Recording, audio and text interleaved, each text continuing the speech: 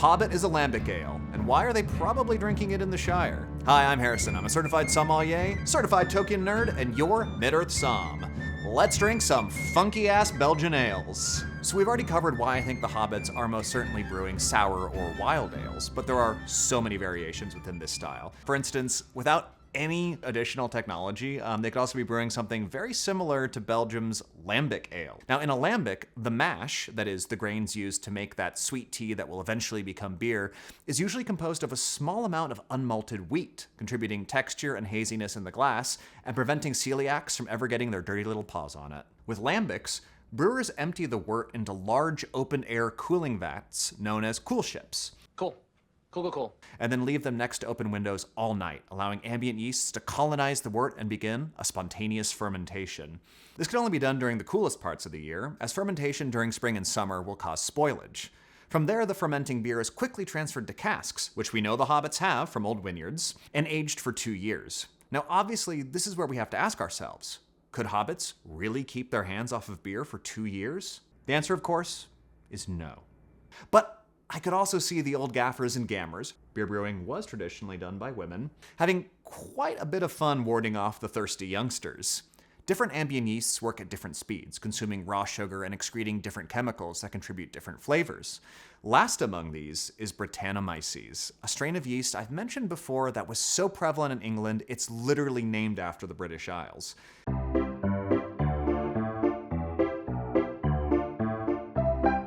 For most of human history, we don't think that brewers knew what yeast was. I mean, we know that they knew that yeast existed, but we didn't really know what yeast was until we had germ theory and we started being able to look at them under microscopes and really understand what they are as organisms. That's why in ancient times and in prehistory, there was a bit, at least people think that there was a bit of a spiritual component to beer brewing. You know, you'd leave something out, or just fermentation in general.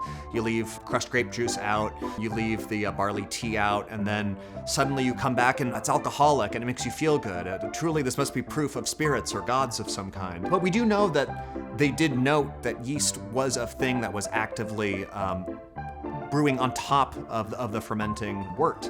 And we even know in Germany, in Bavaria, that they had a name for it, Hef. So that's where we get, if you've ever had a Hefeweizen, that's literally just like yeasty wheat beer, is literally what that would translate to. But there was actually a person whose job it was to kind of collect the Hef off of the top of the fermenting wort, preserve it, and be able to keep it that way. They knew that they could easily get a reliable fermentation next time. And this person's job was known as a Hefner. So that's where we get the last name from, which basically means that Hugh Hefner, his last name means he's literally a man who collects yeast as a profession. That's gross, but it cracked me up. And I'm gonna get canceled, so here you go, my last video.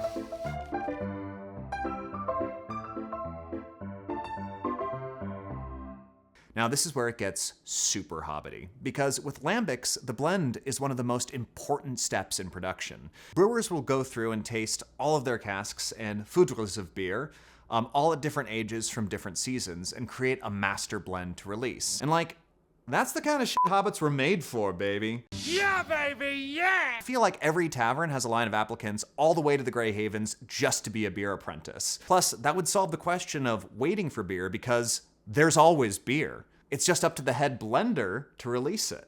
Imagine the power. Now, lambics can often be infused with raspberries, strawberries, plums, and blackberries to create sweeter, or at least fruitier, ales. And we can 100% say that hobbits would be doing this. Lambics are a pretty esoteric style and can really mostly be found in Belgium. But Cellador Ales in the States make some beers that are pretty close. You could also try Cantillon, Drie Fonteinen Oud Gouez, or Oud Gouez Tilquin à l'ancienne. Apologies for any mispronunciations. Now there is one more style of sour ale that I think the hobbits could be brewing that's worthy of consideration. So I've already covered why I think the hobbits are brewing sour or wild ales, and how within that they could be brewing something similar to lambic ales. There is one more variation within this family I think is also totally up their alley. Flemish ales. So we're still in Belgium, but just a little bit different. With Flanders ales, brewers are subjecting their beers to an extended boil in the mash tun, caramelizing the mash, kind of like what we see with historically accurate medieval ales. Hops are added strictly for preservation, not to impart any of those resiny, piney, or bitter flavors we usually use them for. Resin. From there, Flemish brewers practice mixed fermentation. That is, they do a first fermentation with house yeast that they've cultivated and maintained, and then allow the young beer to collect ambient yeasts to spark a secondary fermentation. Remember, kids, never skip second fermentation. Don't think he knows about second breakfast, Pip. Like with lambics, the beer is aged in casks or large foudres, sometimes for years, and then blended. Now, some of you just did a double take on that last word, and that's because today's word of the day is foudres. Foudre. Or as filthy English speakers say, foeder. So a foudre, or foeder, is basically just a huge cask used for conditioning and aging wine and beer. Most casks are generally around 225 liters, but can be as small as 40 or as large as 1,000. Foeders, on the other hand, generally start at 1,000 liters and can be as big as, well, the human imagination. These beers would be more wine-like, with a myriad of flavors based on the wild yeast and trademark malty sweetness from the extended boil. More likely than not, they would see some influence from Brettanomyces, an indigenous yeast so prevalent in the UK it's actually named after the British Isles.